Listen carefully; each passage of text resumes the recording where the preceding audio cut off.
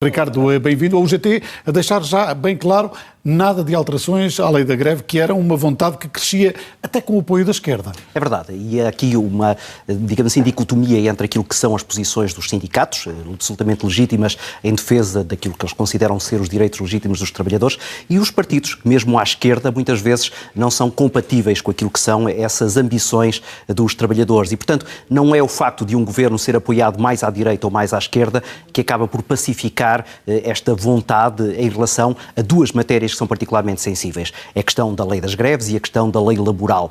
Se repararmos um pouco por toda a Europa, têm sido temas muito quentes e há vários países que neste momento têm em mãos exatamente alterações nessas áreas, não só por causa das transformações que as sociedades estão a sofrer neste momento. Também por isso, o sindicalismo não é o mesmo que era antes da entrada da Troika. Exatamente. E estes novos sindicatos aproveitam todas as brechas da lei, vou chamar-lhe assim, para conseguirem outro tipo de protestos com um impacto brutal. Sim, até porque agora tem a concorrência de movimentos inorgânicos, foi assim que o Presidente da República lhes chamou.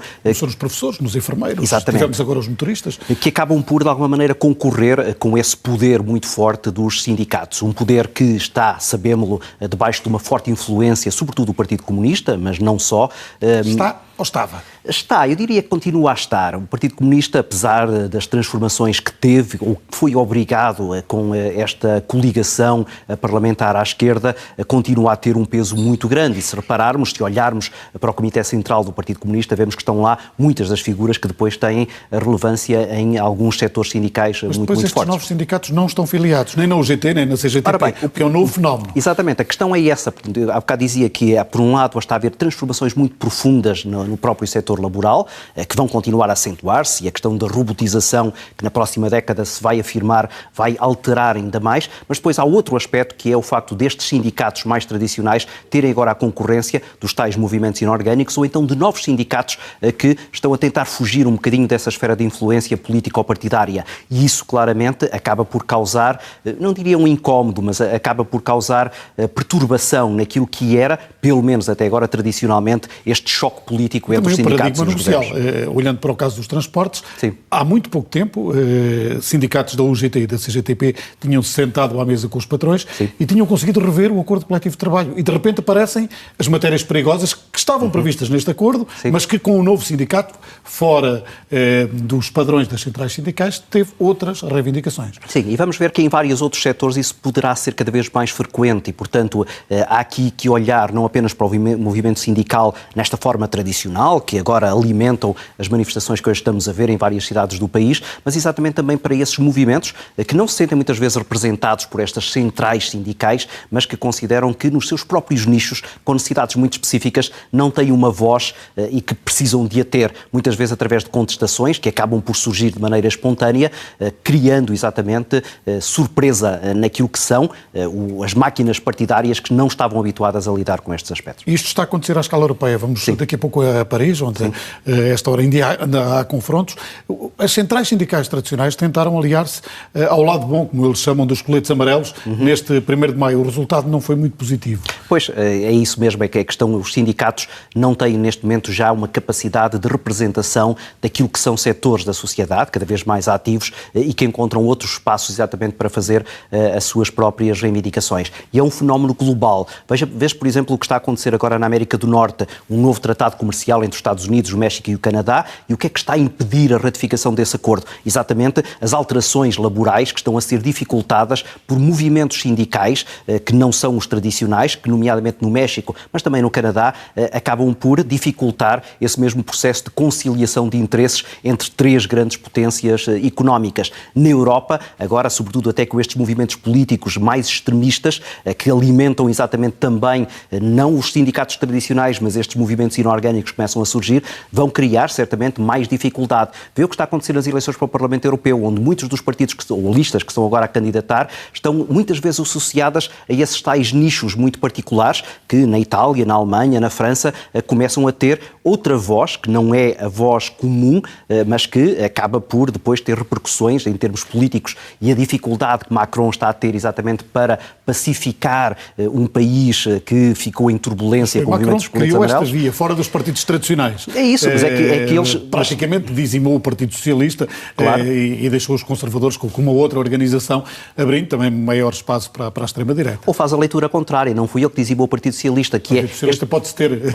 Exatamente, explodiu exatamente pela incapacidade de dar resposta a estas vozes que querem cada vez mais ser ouvidas e que até agora, sobretudo até por causa dos filtros mediáticos, não tinham palco para sustentar as suas posições e que agora, através das redes sociais digitais, começam exatamente a perceber que se podem conectar com muito mais facilidade. Mas a Espanha aconteceu o contrário. O Partido Socialista ganha as eleições e os dois partidos emergentes, à direita e à esquerda, acabam à direita...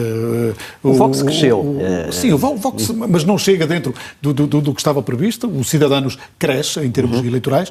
O Podemos cai, mas não com uma grande queda, mas o Partido Socialista, um partido tradicional, consegue segurar perante uma derrota agora do PP. Tinha acontecido o inverso nas outras eleições. Sim, mas é de alguma maneira um epifenómeno. Temos que olhar para a Espanha de maneira um bocado particular. Havia ali uma crise política muito profunda, uma grande necessidade de estabilidade, sobretudo até por causa dos movimentos independentistas, que assustam muito uma parte importante da Espanha, que treme sempre que ouve falar, quer dos bascos, quer dos catalães, e, portanto, essa necessidade de estabilidade acabou por desembocar exatamente nesse reforço de um partido mais tradicional, neste caso o PSOE, que acabou por ter um resultado eleitoral em grande parte fundado exatamente nessa necessidade de estabilidade. Mas eu não diria que a Espanha é típica daquele que é, neste momento, que politicamente está a acontecer, europeu. O sentimento em toda a Europa. Ricardo, voltamos à conversa. Que novidades é que traz Arménio Carlos ao discurso que já tínhamos ouvido da UGT? À primeira vista parecem-me os mesmos pontos de luta. Os mesmos pontos de luta e, curiosamente, embora este seja um discurso muito ideológico, com alguns pontos de ligação em termos programáticos. Desde logo, aspectos que nós percebemos que são típicos dos movimentos sindicais, a questão da luta pelas 35 horas, a questão do aumento dos salários. Essa é uma questão sempre que nós há várias décadas ouvimos da boca destas centrais sindicais. Muito mobilizadora, até porque não tem apenas a ver com a questão do setor público ou privado, tem a ver com o setor laboral de uma maneira geral. E depois, dois aspectos que eu aqui salientava. Um que me pareceu de alguma maneira novo no discurso sindical, que é a questão da regionalização, que não costumava entrar nestes discursos, mas que agora, subtilmente, com uma única referência, mas que entrou aqui. Vamos ver que consequências é que isso terá na próxima legislatura, onde esse, acredito, vai ser um dos temas centrais em termos de discussão política. O outro, a questão do euroceticismo, isto é, considerar que a Europa, na verdade, já não está a fazer pior do que melhor. As contas que Arménio fez aqui foi as de que, na verdade, apesar dos fundos comunitários, que se diz contribuíram muito para o desenvolvimento do país, nas contas desta central sindical há aqui uma desvantagem. Fala em 30 mil milhões de euros que anualmente, desde 1996, estão a ser perdidos. E esta é uma matéria particularmente sensível, sobretudo em véspera de umas eleições para o Parlamento Europeu, onde nós sabemos a divisão ideológica que há entre dois partidos que estão claramente alinhados com aquilo que Arménio aqui disse, Bloco de Esquerda e Partido Comunista, e os outros partidos mais europeístas que certamente olham para este discurso com algum ceticismo. Ricardo, obrigado por teres vindo a este Jornal das 17, a olhar para os discursos neste 1º de maio.